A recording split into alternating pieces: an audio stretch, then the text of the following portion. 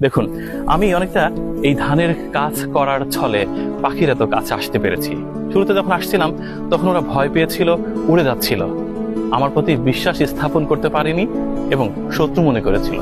যখন এই ধানের কাজ করার ছল ধরেছি, ঠিক তখনই ওদের কাছে এসে পৌঁছাতে পেরেছি। মানুষের জীবনে ঠিক এরকম অনেক মানুষ ছল ধরে আমাদের কাছে আসে, ঠিক ভালো মানুষের ছল ধরে। আমরা একদমই বুঝতে পারি না, যখন আমাদের জীবনের সাথে মেশে এবং ভয়ঙ্কর আঘাত করে, অর্থাৎ পেছন থেকে ছুরিটা ঠিকঠাক জায়গায় বসিয়ে দেয়, তখন আমরা বুঝতে পারি ভুল হয়ে গেছে। পাখির সাথে এই হৃদ্রতার গল্পটা দিয়ে মূলত বাস্তবিক জীবনের উদাহরণটি দিতে মন চাইল। দেখেছেন, এত কাছে তবুও পাখি উড়ে যাচ্ছে না। এটার নাম হচ্ছে বিশ্বাস, ভালোবাসা। কারণ ও মনে করেছে যে আমিও অন্য কৃষকের মতোই একজন কৃষক। কিন্তু আমরা যাকে ক্যামেরায় ধারণ করছি সেটা হয়তোবা ও বুঝতেই পারেনি।